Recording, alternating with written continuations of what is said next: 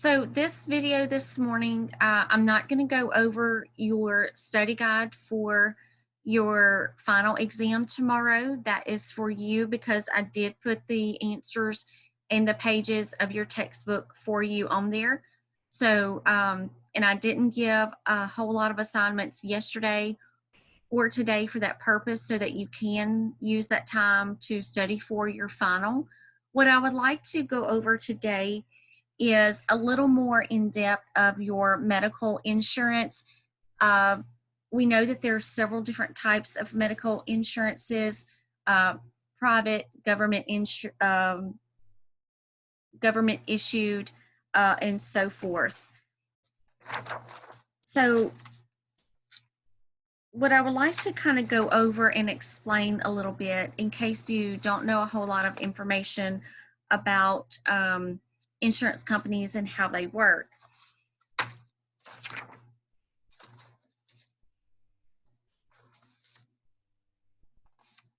Okay, so a little bit of your history on your health insurance. I would just, if you need to take notes, you can, but this is not going to be something that you can go back in your textbook to highlight. I know that some of you like to do that, but the information that I'm giving you today is extra information that I have that I've retrieved to kind of give you a little better understanding of different types of insurances and terms that are used in correlation with insurance benefits. So your commercial benefit companies are going to be various types of medical policies. They typically pay a premium for specific coverages, and they usually have a deductible. So the terms premium, deductible, those are different terms that you do need to be familiar with. Commercial and nonprofit program offers essentially the same types of coverage that are divided into 4 different categories. Your 4 categories are going to be hospitalization, surgery, fixed payment plans, and healthcare insurance. So your hospitalization coverage, this is going to be anything that maybe like an emergency room, an inpatient hospital stay, x-rays, labs, anything that may be even considered that might be outpatient. Your surgery insurance, that is going to fall under a different category. Your fixed payment plans, this is offered by organizations that operate their own healthcare facilities.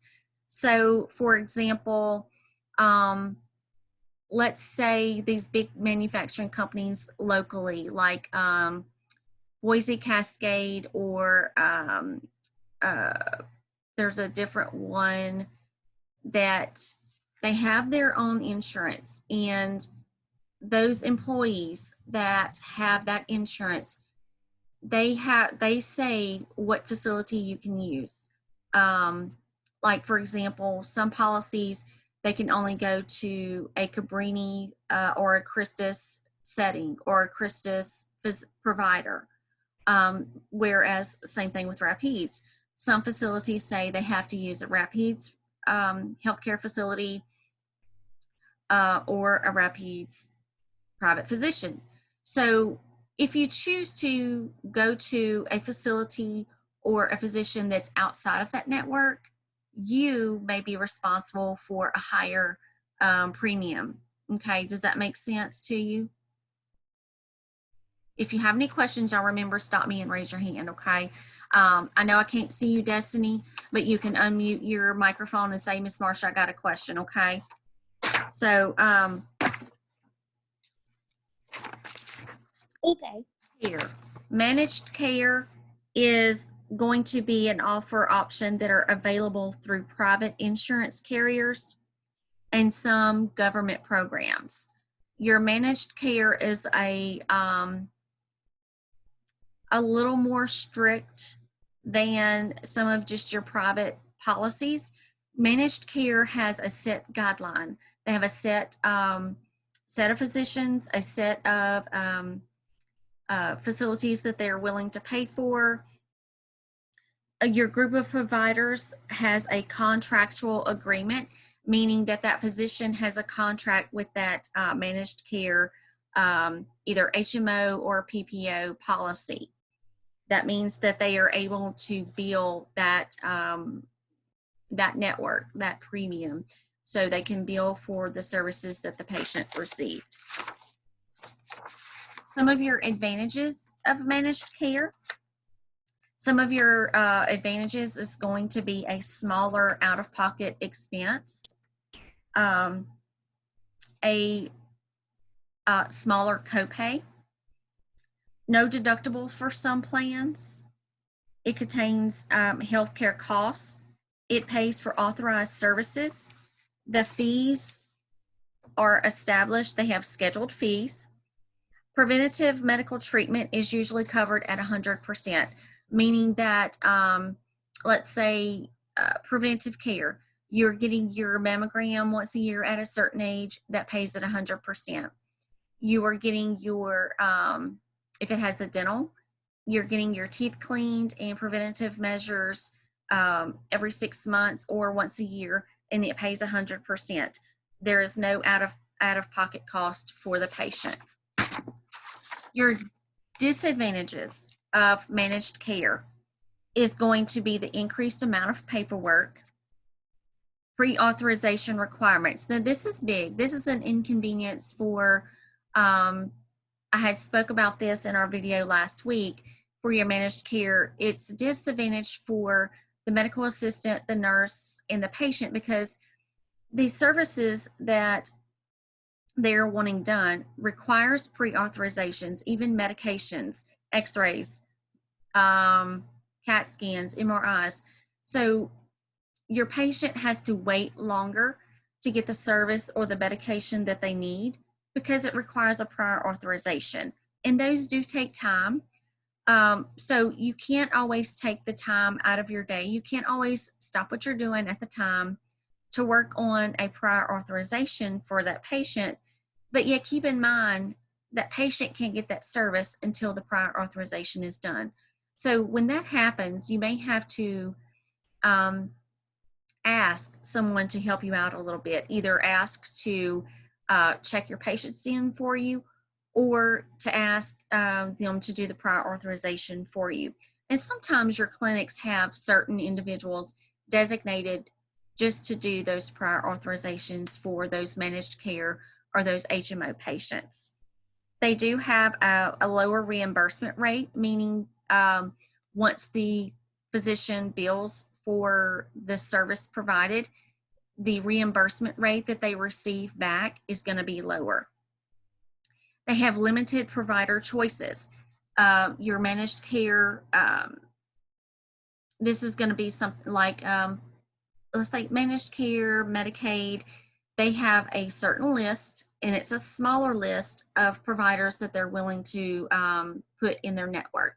Because remember, it's requiring an agreement with that provider. That provider has to have an agreement saying that they will be in network for that HMO company, managed care company. Renewal of coverage is not guaranteed. Specialized care is limited at times. Referrals are limited at times. So that's another one. This is all, remember, this is all disadvantages of a managed care insurance policy. Limited flexibility, unapproved or unauthorized treatments not covered. And they will send a packet to these patients of what is covered, what is not covered, what's usually going to require a prior authorization, and so forth.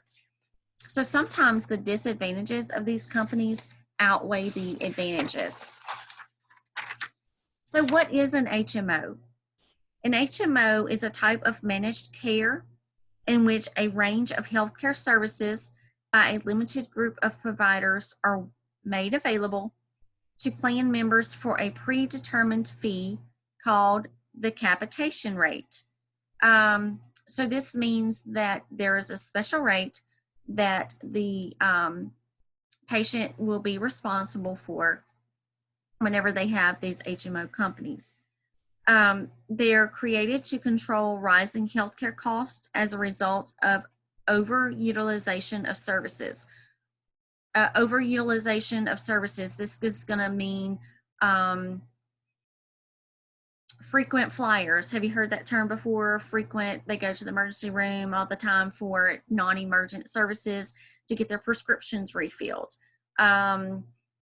They want to go to see their doctor all the time. That's really unnecessary. So unnecessary medical treatment. Insurance companies previously reimbursed providers for all their charges without questioning whether the services were medically necessary. HMOs operate on a budget that is in the total of their member patients' fees.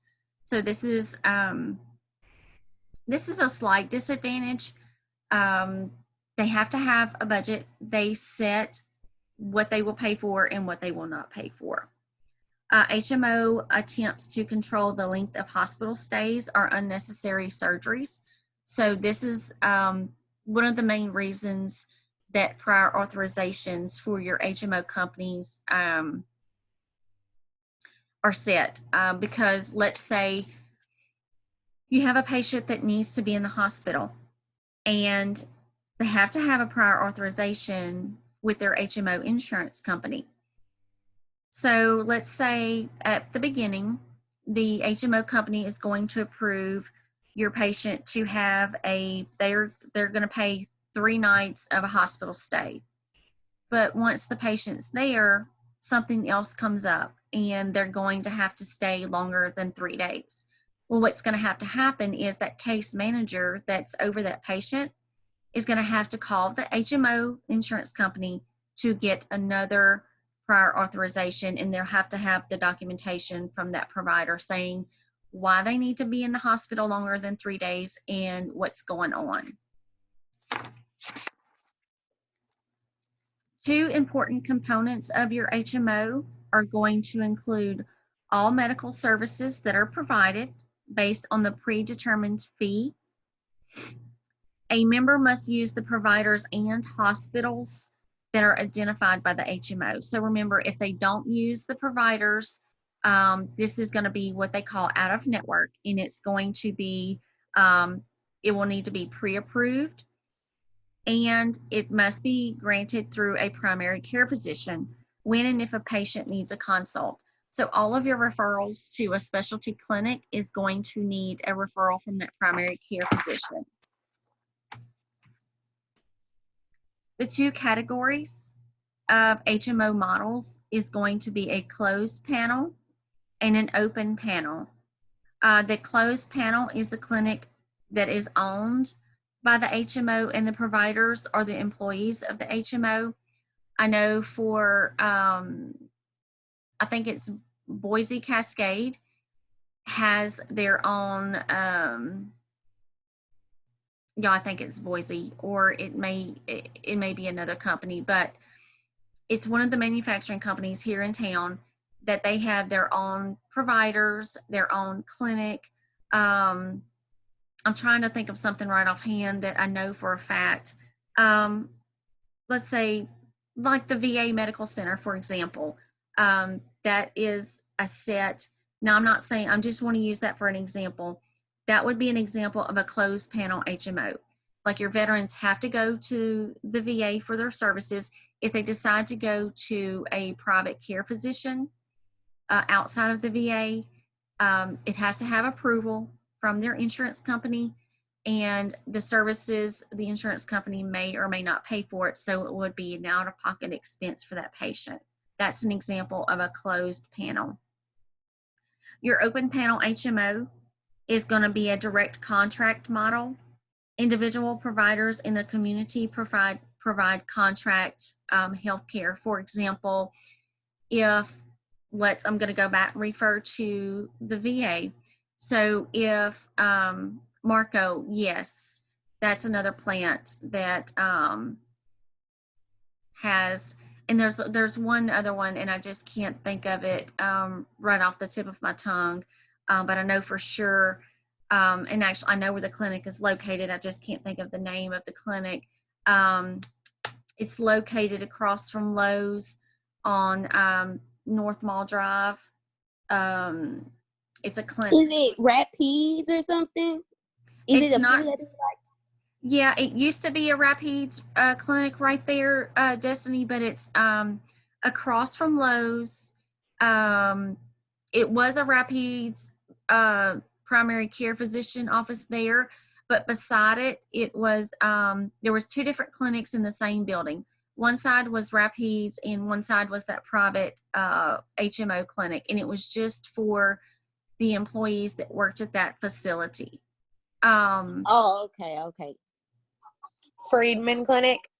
No, it wasn't Freeman Clinic. I'm trying to think of the name of the plant, the workers.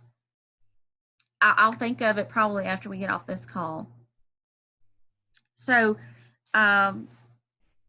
your network model contract are provided by multiple provider group services. Okay, so now we're going to move on to a PPO. That was your managed care and HMO that we just talked about. Your PPO is a preferred provider organization. That's what PPO stands for. A fee for service program. It is not based on a prepayment, also known as a prospective payment. PPO members are enrollees. They are not restricted to certain designated providers or hospitals.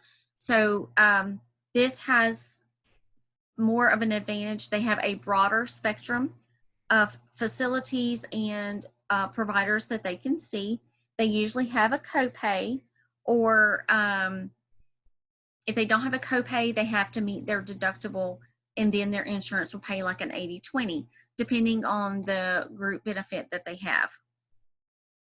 Your managed cost containment is negotiated fees with the provider that are offering financial incentives for PPO members to use a PPO provider. Now, do keep in mind, though, if a patient has a PPO provider, they have to, before they can see that patient, they have to verify their insurance coverage to make sure that the provider that's in that clinic falls in that network of a PPO service. Your point of service plan, a POS. This is not what we think a POS is. Have y'all used that? Have y'all heard that acronym, a POS? So, and it's not what we think it is. That's a bad word. HMOs and PPOs have created a point of service plan that allows for more flexibility. Within this plan, patients may choose to use the panel of providers within the HMO network or to utilize the services of a non-HMO provider. It's a little confusing, but once you, if you write it all down and you look at it and you compare the differences, it'll make a little more sense to you. So if the enrollee chooses to use a provider within the network, the enrollee is only responsible for the regular copay, and deductible amounts do not apply. So this is your point of service plan. Point of service plan, this again would be in correlation to, they're able to go to this clinic that is owned by this, this company that has their own providers, their own clinic, kind of like a school-based clinic.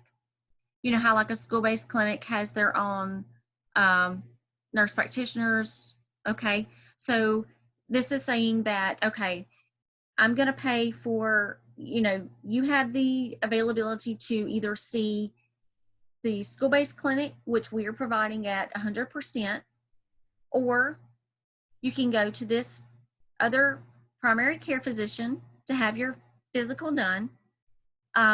If they are still following under this in the same network, it's still going to be no cost to the patient. Okay, So the deductible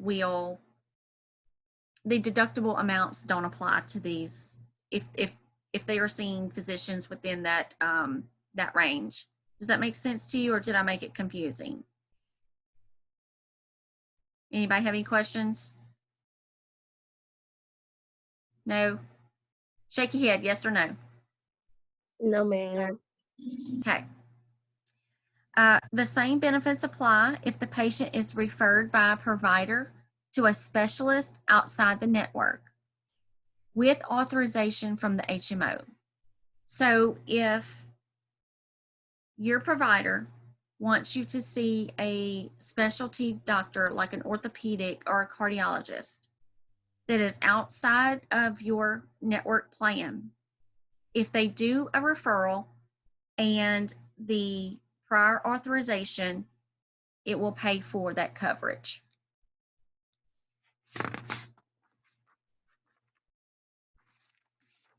Okay, so some types of your commercial insurance companies are going to be Blue Cross Blue Shield. And the most common is going to be Blue Cross Blue Shield of Louisiana and Blue Cross Blue Shield of Texas.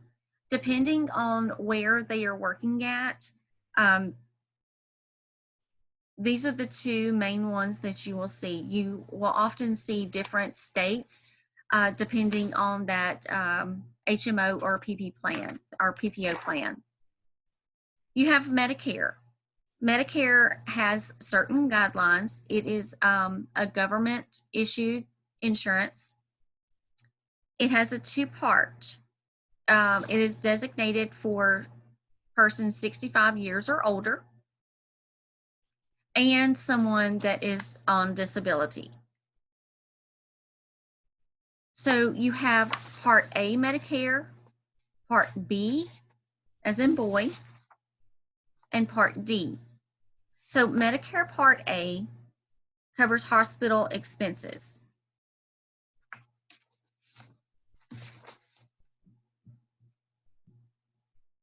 Medicare Part B covers medical expenses. And you still have a copay and a deductible with Medicare. Then you have Medicare Part D, which covers your patient's prescriptions. These are all different plans, and the patient will decide on which plan will benefit. They have to decide on, they still have to pay for it. It's not a free service. So they just have to decide on, you know, are they on a fixed income? What service works best for them? Then you have Medicaid. Medicaid is a federal fund. It is administered by individual states, so there are certain guidelines. Rules for eligibility and payments will differ and vary from state to state. Some services with Medicaid do require a pre-authorization. Eligibility for Medicare does not automatically mean that you're eligible for Medicaid. So there is a difference between Medicare and Medicaid. You can have one of the other or both, but just because you have one does not mean that you have both, okay? So TRICARE. TRICARE is related to military. Military medical benefits are part of the U.S. government programs. TRICARE is the U.S. Department of Defense for active duty and retired uniformed service members and their families. Then you have CHAMP VA. CHAMP VA is a civilian health and medical program of the Veteran Administration. It covers the widow, a spouse, children of veterans with total or permanent service-connected disabilities, and surviving spouse or dependents of veterans who have died as a result of service-connected disabilities. We have workers' compensation. Workers' compensation is a government-mandated insurance. It covers individuals who sustain injuries directly related to work. Payment of premium as the employer's responsibility. The employee pays nothing. Your provider of services must complete a doctor's first report and submit further reports at present intervals. Pre-authorization or pre-certification. You have to have referrals. So your verification of insurance. So your verification of insurance needs to be done prior to that patient's appointment. You don't want to do it the day of their appointment, and you don't want to do it while they are there. This needs to be done prior to their visit. There will be a designated person that will verify insurance. Your guidelines for insurance verification is going to be getting all of the patient's information, their full name, their date of birth, sometimes their social security number. You will need a copy of their insurance card. If you're not able to get a copy of the card prior to the appointment, let's say for a new patient, you can have that patient read off the numbers of their card to you, and they must give you the 1-800 number on the back of the card to check for eligibility and benefits. This has to be done, again, prior to their appointment. You will need to provide the patient with written information regarding the medical office policy and procedure for dealing with their insurance carrier. Discuss insurance benefits with the patient prior to the services rendered. So let's say primary care physicians, typically that patient's going to know what their copay is and even their deductible, but sometimes patients don't know that information. So we want to give that patient the most information that we can prior to their appointment, so you don't get a patient that comes to the clinic, you tell them how much they're going to pay up front, and then you have an angry patient that you've got to deal with, and you've got a line of patients behind them waiting to check in. So as long as we are professional and we kind of give them a heads up of what they're going to be responsible for before they come in, they're going to be a little more receptive. The Federal Registrar. The Federal Registrar is a legal publication of the National Archives and Records Administration. The medical assistant uses this registry when seeking information on federal rules, regulations, notices, executive orders, proclamations, and presidential documents. This will be more iterated if you are in that administrative role, office manager role. This wouldn't be something that you would need if you were working in a clinical setting. Clerical setting, yes, especially if you were dealing with copays, billing, and things like that. But working in the clinical setting really wouldn't be necessary. So if you have a patient that needs an outpatient service, usually that place that is offering the service is going to be the person that contacts that patient to let them know any out-of-pocket expenses that they can expect prior to receiving that test. So you as the medical assistant will need to do the pre-authorization and certification. Once you have done that and you have relayed the approval code and the valid dates to the facility that the patient is going to have the test done, that's all you do. Then it is their responsibility, the facility, to call. They still have to verify, and then it's their responsibility to contact that patient to let them know any out-of-pocket expenses of what they can expect at the time of service.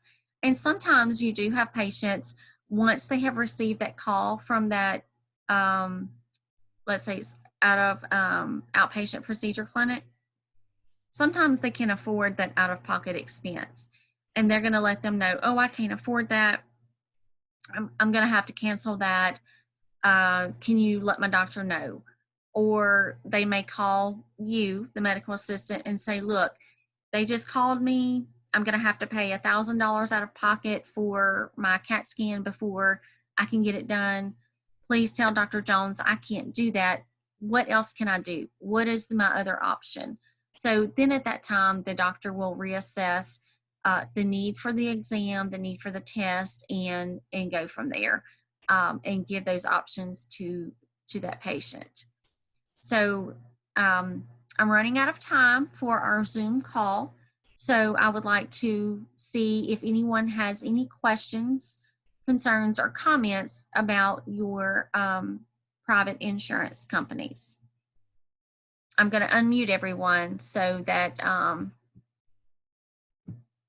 we can conversate. All right, everybody's unmuted. Miss Marsha, that's the final for tomorrow. Yes, ma'am. That's a little bit of it, Miss Destiny. I did send a study guide for your final. If you can't find the study guide, let me know and I'll resend it to you. Okay. Okay. Is it on Edmodo? It is. It's on Edmodo and it's under a Word document. Okay. It's on all the chapters, Miss Destiny. Okay. Okay. So, Nicole, you good? That's what I did to you. Okay. Marissa, you good? I'm good. Okay. Lois, Good. Emily, Good. Alicia. Okay. Ladies, this is Miss Alicia Allen. If we have not been able to meet her yet, so thank you all for giving her a warm welcome on Edmodo. So I will see you all tomorrow at 11 for our virtual lab if you are able to attend